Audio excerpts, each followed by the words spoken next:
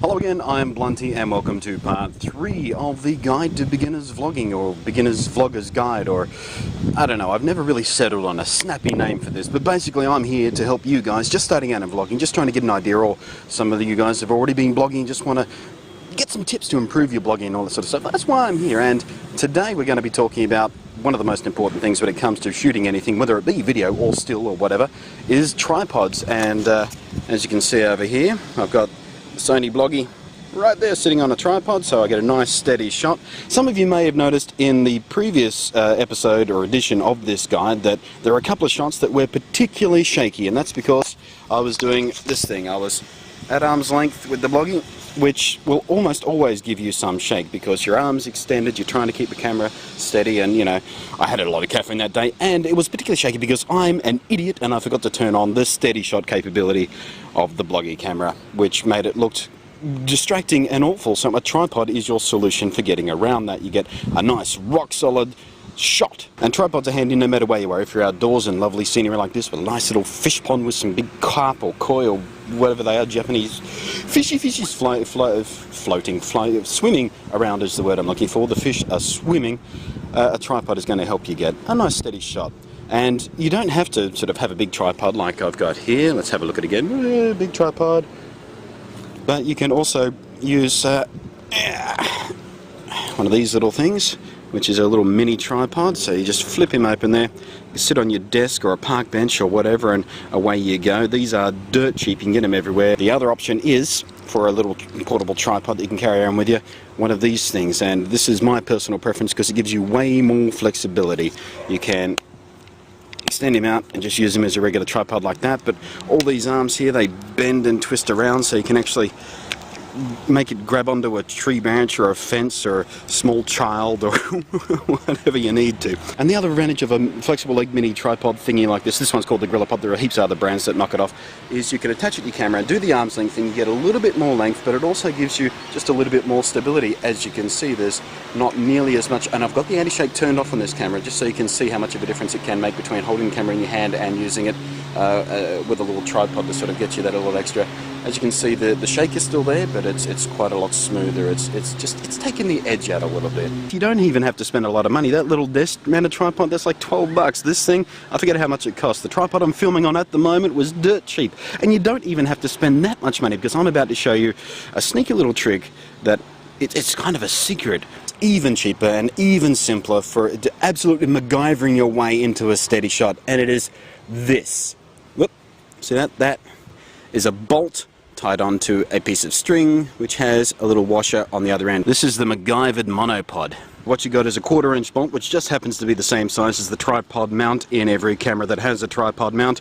Little weight on the end. The plan is you drop the weight down, you stamp on it, you put tension on the string, and all of a sudden what was a shaky shot has become silky smooth because you've got that tension there to help sort of even out the shake. Here's a shot without the string steady shot thingy, and here it is again with the strings monopod MacGyver steady shot thingy. So give this a go for yourself. All it costs is the price of a bolt, a piece of string. It is dead simple, and it makes a huge difference to your shots. But don't be telling everybody about this, because it's kind of a trade secret. This is just the cheapest, simplest, easiest way to steady up your shots. And shh, don't tell everybody, because, you know, then if you're the only person who knows about this, then your shots are going to look better than everybody else's and you'll stand out. Alrighty then, viewer question time, and time to find out who is the first winner of their very own Sony Bloggy, and it is Karasai. I'm gonna say Karasai. It's on the screen. I'm going with Karasai is how you pronounce it. And Karasai asks, first question is, how do you not act nervous/stiff in front of the camera and deliver a somewhat insightful view into one's own life? And you know what, there is no really easy answer to this one. It's going to be different for everyone. What I usually tell people is to treat the camera, and particularly the camera lens, you look right down at the lens, not at the screen. Look at the lens, not at the screen. Depending on how close you are, it's going to be really obvious. Like if I come really close and I'm looking at the screen, I'm obviously not looking at you, but if I look up there, I'm looking you right in the eye, and that makes a difference. The eye contact makes a difference in how people feel you're communicating to them. The other thing is, you've got to treat the camera as if it was a friend. Pretend you're talking to a friend over Skype or something. Pretend you're having a video chat with a friend, or pretend you're sitting in a room with a friend.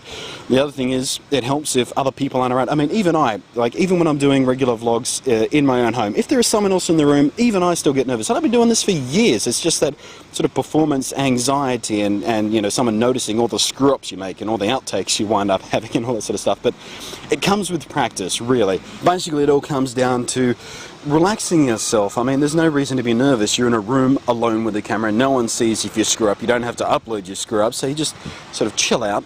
Bam! Stare down the lens, pretend a friend's on the other end, or pretend someone you hate's on the other end if you're doing a rant, I guess, and basically just get to it. It'll all come with practice. And Karas, I also had a two-part question. The second part was, how do you come up with your ideas? And there is absolutely no answer to that. My ideas come to me the same way ideas come to any other person engaging in a creative endeavor. They just come to me. You think about it, you sit down, you think, what am I going to make a video on? I mean, there's no secret sauce to getting brilliant ideas. I mean, if you ask a novelist, how do you get your ideas? They're going to go, they just come to me. You know, you write what you know, you talk about what you know. And there is no magic trick that's going to give you topics that are just going to make everybody ignite. The core of it here is talk about what you are passionate about, because if you talk about stuff you aren't passionate about, people are going to tell, and it's going to be boring and it's going to be awkward, and you know, you might make a fool of yourself by saying stuff that isn't actually. I mean, I wouldn't do a vlog about the supercars, for example. I know bugger all about supercars. I would be horrible on Top Gear or something like that, but